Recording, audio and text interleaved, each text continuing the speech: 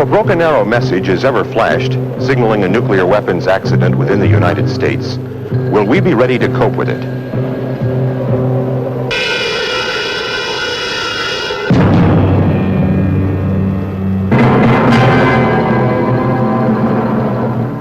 Will we be ready?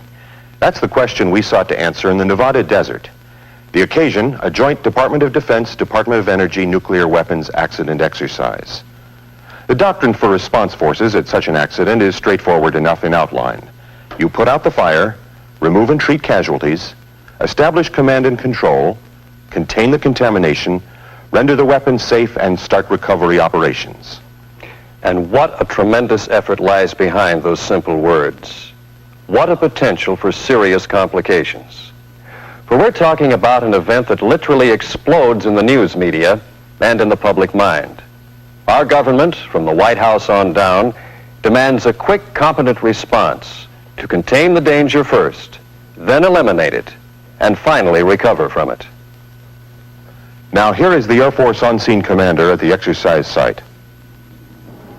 Roger.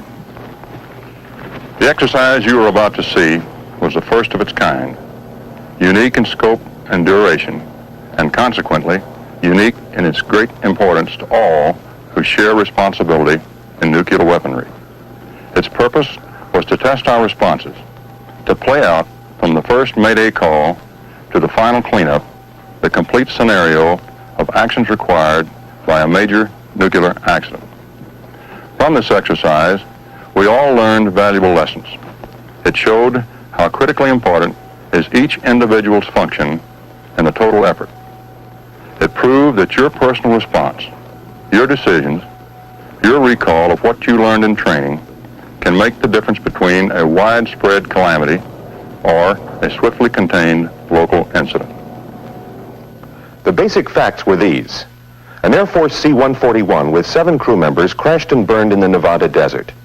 Aboard was a group of nuclear weapons being ferried to a depot, 6 complete weapons and components for 2 more, from the inventories of the Army, the Navy, the Air Force, and the Marines. The D-Day clock thus begun ticking at 09:55 hours with a potential broken arrow message from Nellis Air Force Base. Confirmation went out within half an hour when a reconnaissance helicopter from the nearby Army camp, Fort Mercury, found the wreckage 30 miles away. The grim message was, no evidence of life, aircraft badly broken up. The first word of a nuclear weapons accident goes to the National Military Command Center, then to the topmost levels, including the Secretary of Defense, the White House Situation Room, and the JNACC, the Joint Nuclear Accident Coordinating Center. Follow-on alerts in this case went to over 50 different agencies, commands, and units in the armed services, the Departments of Energy, Justice and State, and several Nevada offices. The nature of the event is such that a shock wave runs through our whole government structure, which unless contained can soon expand into a state of public alarm. First response was from the nearest military unit, which happened to be the Army. By helicopter and ground vehicle, their response team arrived at the site by noon. Craters near the wreckage showed that high explosive detonations had occurred. The question of contamination was quickly answered when the first readings showed 2,000 counts per minute on the alpha radiation detectors. Anti-contamination suits and masks must be worn. That radiation was real, not simulated. It was radium-223 with a half-life of 11 days. It had been spread in a calculated pattern over the crash site at a level that ensured against health hazards, but at the same time gave real instrument readings. We should note at this point that this exercise included all services and the Department of Energy and was evaluated by umpires from these agencies. Army Brigadier General Carlson, as senior military officer present, assumed responsibility as the initial on-site commander. Military police set up a partial security cordon and would complete it as soon as the contamination profile could be drawn. Army control team members, now properly suited up, taped and masked, moved onto the crash site and within an hour found 3 bodies of crewmen and 2 nuclear weapons. one Army weapon pinned under the wing and one Air Force weapon half buried in the ground. Now, 2 civilians appeared in the area unexpectedly. They were promptly stopped by the MPs, but proved to be the owners of this land and soon wanted to talk about damage claims. One of them had picked up some contamination and had to be held for his own safety until the decontamination unit was set up.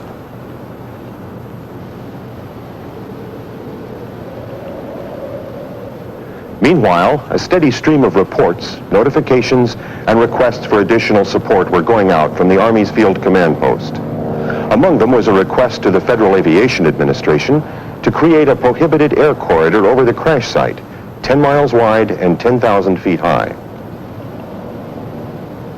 Normally, we have no authority on private property, but a national defense area may be established in an accident like this where nuclear weapons are involved. Now the complexity of the operation was growing by the hour. The question arose as to whether the county coroner could handle contaminated bodies. Explosive ordnance disposal teams from the Army, Navy, Marines, and the Air Force were called for, since weapons belonging to each service were involved. The Department of Energy alerted weapons design people from the Livermore Laboratory, Sandia, and Los Alamos. At Nellis Air Force Base, their disaster response force assembled and departed for the crash site to support the Army team. By late afternoon, a Navy EOD team arrived from China Lake Naval Station in California. Shortly after, the Army's Alpha team came in from Fort Bragg, North Carolina, to aid in the radiation survey and contamination control line operations. The newsmen were not far behind, asking for interviews and for a look at the wreckage. They wanted names of casualties, cause of the crash, and details on potential radiation hazards to civilians living downwind. An official statement from General Carlson's public affairs officer, cleared by higher authority, was issued to the news media. It stated the basic facts as they were then known and acknowledged that nuclear weapons were involved. Now it's obvious that a very large logistical effort was needed to feed, shelter, and sustain our forces here. In a real nuclear accident, the crunch would be felt in a few hours.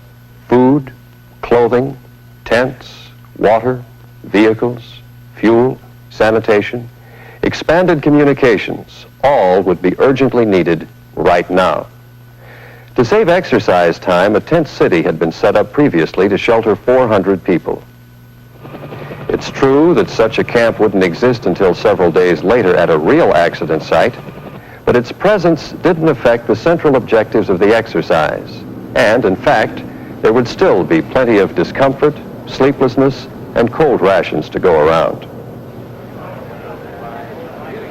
A second Navy EOD team had arrived by now from Hawthorne, Nevada. The 3rd and 4th nuclear weapons were found, first damage assessments were made, and render-safe procedures were started. All 7 of the air crew casualties were located by the search teams.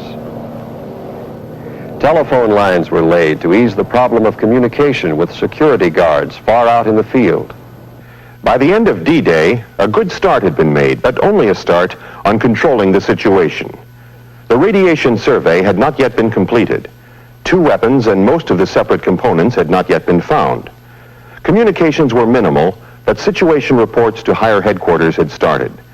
But the needs were great, and among the urgent requests that flowed from the command staff were these: aerial photos of the site, an aerial radiation survey, the long-range communications package called Jackpot, the Air Force's Occupational and Environmental Health Lab, and the Army's Radiological Assistance Medical Team. The Army was still in command at the site since they responded first from the nearest military installation. But the Air Force, by regulation, would soon take over responsibility, since they had possession of the weapons at the time of the accident.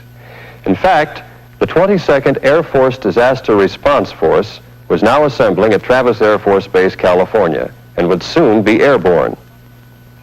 At about midnight of D-Day, the lead party of 23 scientists and technicians from the Department of Energy's Weapons Design Laboratories arrived. They were briefed at once by General Carlson's staff, then sent off a status report to their headquarters, and finally tried to get a few hours' sleep in the desert cold. We can close out the first day of this exercise with one further comment. The 3 major television networks and most major newspapers carried stories on this operation right from the start. We were definitely in the public eye. The next day began with a planning meeting of unit leaders. Render-safe procedures of the weapons had first priority. Early in the day, an EOD team found more of the classified weapons components near the wreckage and reported a high radiation count near the aircraft tail. There was by now a steady influx of technical personnel. Navy Radiation Control, or RADCON teams, arrived from several locations throughout the United States. They were joined by Marine EOD and RADCON personnel from California and Arizona. By mid-morning, render-safe procedures on the 2 Navy weapons were completed. A large mobile crane had been requested on D-Day, and it now came onto the site to help in weapon recovery. One of the Army's weapons was pinned under a wing and an engine. As soon as these were lifted off, EOD personnel were able to electrically safe the weapon. The situation report that went out from the Army's Field Command Post before noon placed the count at 206 military personnel now present, plus the 30 from the Department of Energy's weapons laboratories, with more to come. Communications were in danger of being swamped, but the arrival at the airstrip of the JCS Jackpot mobile communications package from MacDill Air Force Base in Florida promised some relief. Next to arrive was the EOD team from Hill Air Force Base, Utah, to perform render-safe procedures on the 2 Air Force weapons. Meanwhile, the ground radiation survey pressed ahead toward a complete map of the contaminated area. But then a distraction. A crowd of noisy pickets descended on the command post, protesting the presence of nuclear weapons. All right, don't let anybody move. A television news crew came along to record the fracas, and a lawyer spokesman demanded to see the commander and threatened a court injunction. The security forces were kept busy containing the more aggressive pickets. The county sheriff sent a deputy to help deal with these civilians, and in due time they departed. It's clear that at any nuclear weapons accident, the on-scene commander and his staff are under tremendous pressure from all sides. The urgent work of a large and diverse force of specialists has to be organized and prioritized. A flood of requests for special equipment, communications, and logistical aid have to be met. There are demands from the press, from local officials, the next of kin, and from alarmed citizens. Higher headquarters tracks the situation continuously. All this is in the context of a situation that can be physically dangerous to all present and possibly to nearby residents. More than that, public confidence in us turns on how we conduct ourselves under stress. To put it bluntly, we're expected to know what we're doing, and we'd better show that we do. Early in the afternoon of the second day, the specialists from the DOE's weapons laboratories processed across the contamination control line and joined in the work. They were a welcome addition. First, for their expertise in weapons design, and secondly, because of their sophisticated radiation detection instruments. By mid-afternoon, shipping documents had been found in the wreckage, giving important confirmation of weapons specifics.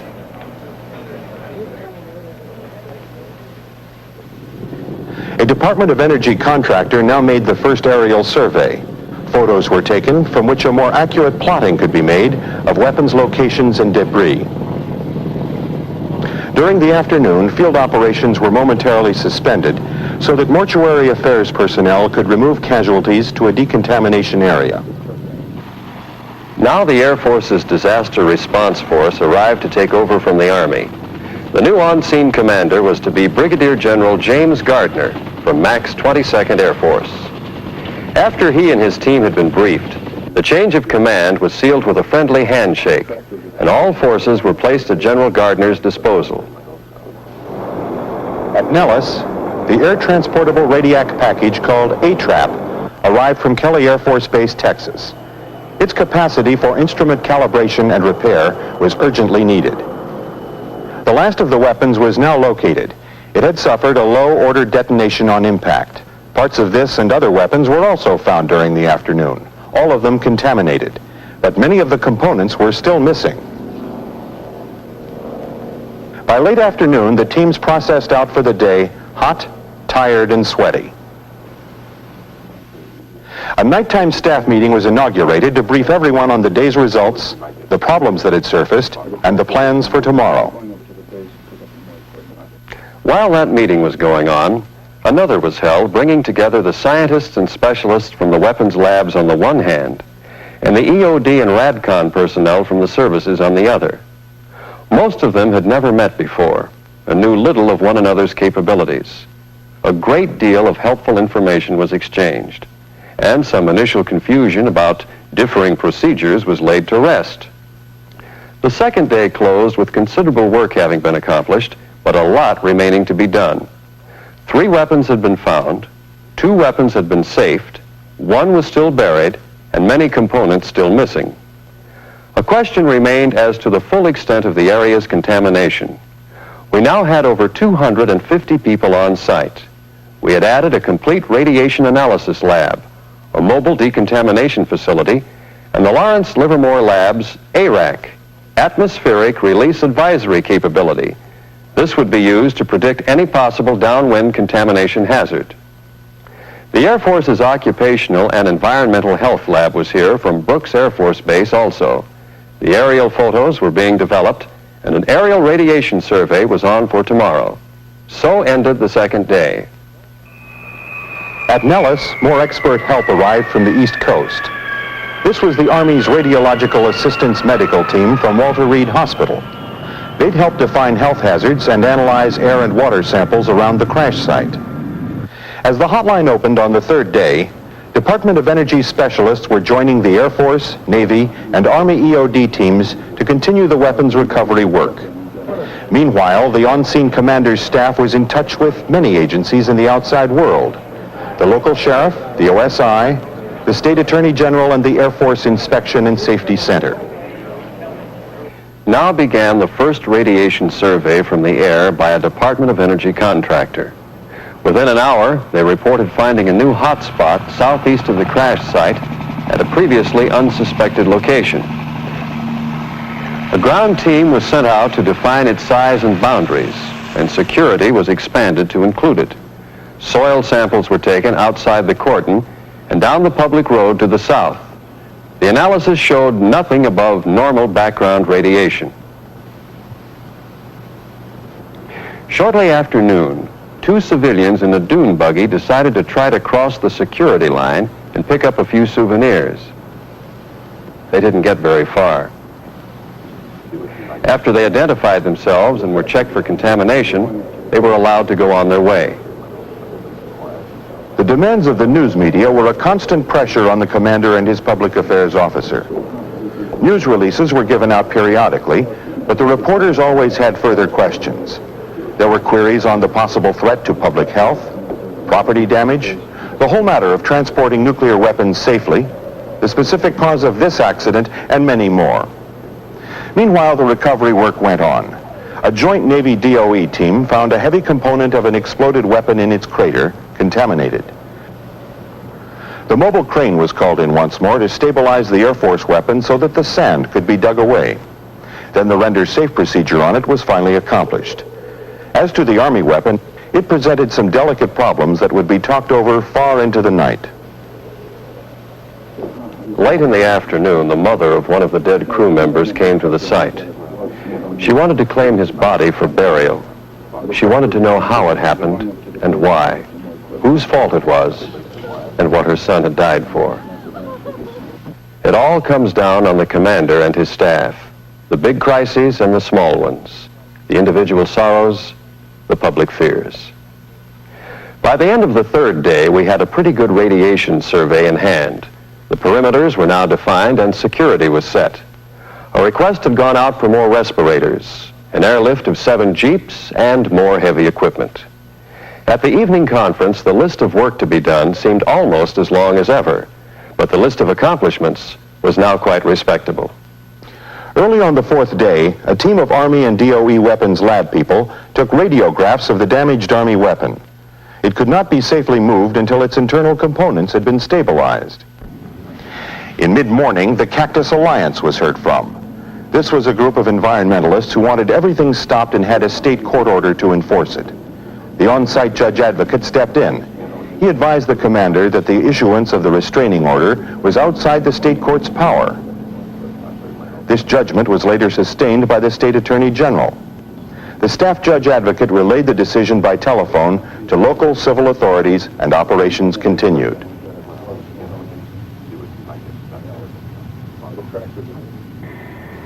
The Air Force's contamination disposal team now arrived from Kelly Air Force Base, Texas.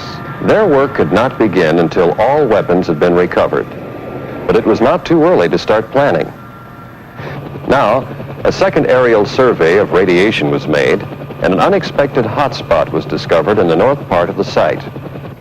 A team of Department of Energy specialists deployed there found high radiation counts and updated the plot of the area accordingly. So far, there hadn't been any wind, but we knew the dead calm conditions seldom lasted long out here. When a little breeze came up, the Army RADCON team was tasked to get background air samples. Meanwhile, Marine EOD people were keeping up the search for missing weapons parts.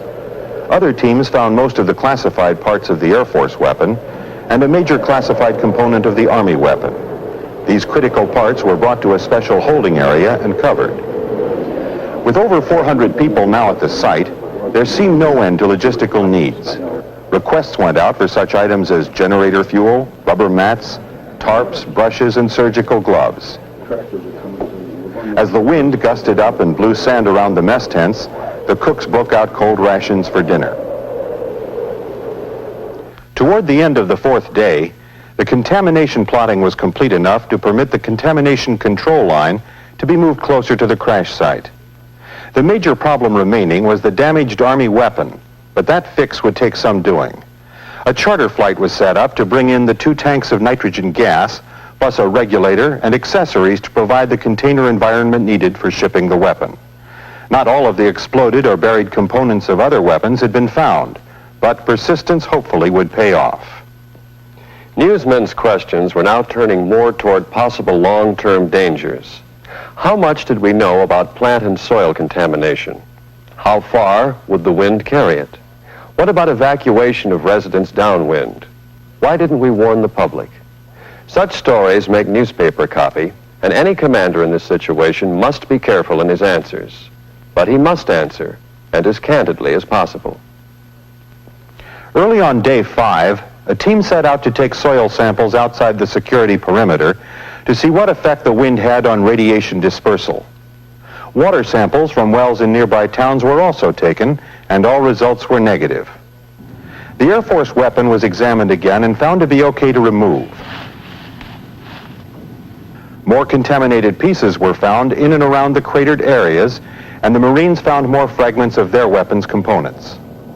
In mid-morning, the mayor of a nearby town demanded to know how much longer the cleanup was going to take. Local business was suffering. He was briefed by the commander, and the judge advocate advised him on claims procedures.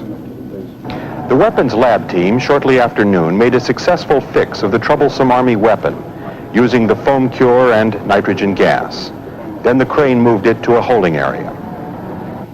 The sheriff arrived in the mid-afternoon with a new surprise, a bench warrant for the arrest of General Gardner. The charge was contempt of court for ignoring the previous restraining order. It was a hectic day for the legal officer. After consultations, he advised the sheriff that the general would not submit to the arrest warrant on the grounds that there could be no contempt of the previous order, since the court had no authority to issue it. The sheriff did not press the issue. A representative from the Office of the Secretary of Defense now arrived to get a first-hand look at how we were handling the situation. He received a very thorough briefing on every aspect of the operation. He expressed general approval and asked for an outline of the cleanup plan before leaving. The wind kicked up to 30 knots late in the afternoon, hampering operations. Foul tenting, blowing sand, and cold added to the general discomfort. The cooks did manage a hot ration dinner for all that evening. After that, there was the staff meeting to review the day's activities, and most especially to plan the work of identifying weapons components, decontaminating, and packaging. As the fifth day ended, personnel from the DOE's Pantex assembly facility were established in a separate tent to coordinate this final stage of the weapons recovery effort. By the sixth day, operations were going much more smoothly throughout the camp. One big item was the completion of the telephone system linking all units at the site. The arrival of the 1,500-gallon water tankers was a big help. They were used to wash down contaminated vehicles, as well as dampen the dirt roads and parking areas for dust control. And best of all, the wind subsided. The news people were still on site receiving briefings and asking questions on our progress. One man reported that a congressional investigation had been demanded in Washington. The answer to that was that any accident involving nuclear weapons would naturally be investigated in every detail. The search for weapons components was narrowing down to the few pieces still missing: fragments of an Army weapon and some Marine weapons parts. In mid-morning, a television news camera helicopter overflew the crash site. The on-scene commander at once ordered the legal officer to ask for an intercept of the chopper on landing. Now the Cactus Alliance was heard from again. Still another restraining order was delivered, this time from the federal court of this district. But calls to the United States Attorney and the Judge Advocate General cleared this obstacle as well. To put to rest any lingering fears about radiation, the commander sent letters to the mayors of all nearby towns that there was not and would not be any danger to the public health from this operation. By early evening of the sixth day, the recovery plan was completed. The identification of weapons components and packaging for shipment was proceeding well. The last remaining weapons recovery task was to find the still missing pieces.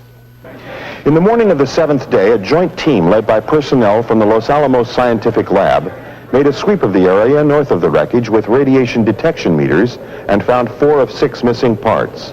The other 2 were found, and all EOD teams could finally say, mission accomplished. And so this first-of-a-kind exercise of our national response capability came to an end. The events that took place were staged and accelerated to compress what would take weeks or even months to do into a brief 7-day period. After all the critiques were in, we saw that there is a continuing need for us to review and improve our response capabilities for nuclear weapons accidents.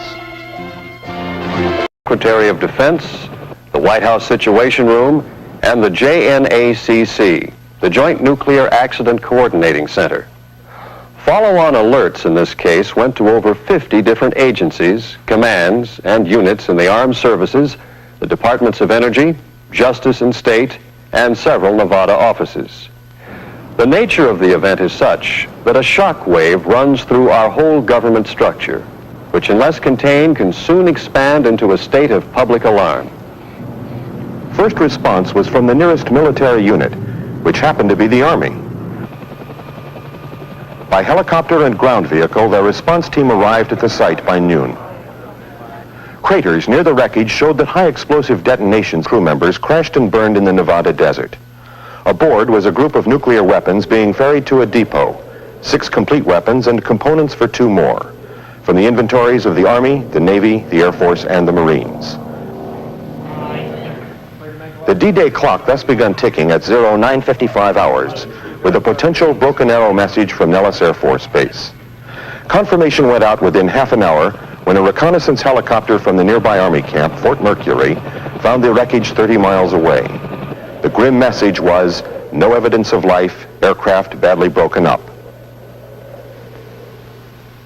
The first word of a nuclear weapons accident goes to the National Military Command Center, then to the topmost levels, including the Importance to all who share responsibility in nuclear weaponry. Its purpose was to test our responses, to play out from the first Mayday call to the final cleanup the complete scenario of actions required by a major nuclear accident. From this exercise, we all learned valuable lessons. It showed how critically important is each individual's function in the total effort. It proved that your personal response, your decisions, your recall of what you learned in training can make the difference between a widespread calamity or a swiftly contained local incident. The basic facts were these. An Air Force C-141 with 7 contain the contamination, render the weapon safe, and start recovery operations. And what a tremendous effort lies behind those simple words. What a potential for serious complications. For we're talking about an event that literally explodes in the news media and in the public mind. Our government, from the White House on down, demands a quick, competent response to contain the danger first, then eliminate it, and finally recover from it. Now here is the Air Force on-scene commander at the exercise site. Roger. The exercise you are about to see was the first of its kind, unique in scope and duration, and consequently, unique in its great...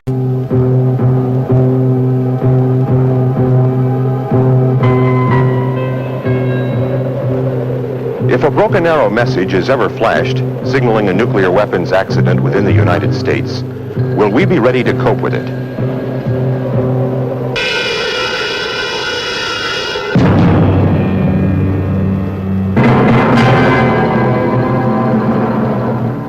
Will we be ready? That's the question we sought to answer in the Nevada desert. The occasion, a joint Department of Defense, Department of Energy nuclear weapons accident exercise.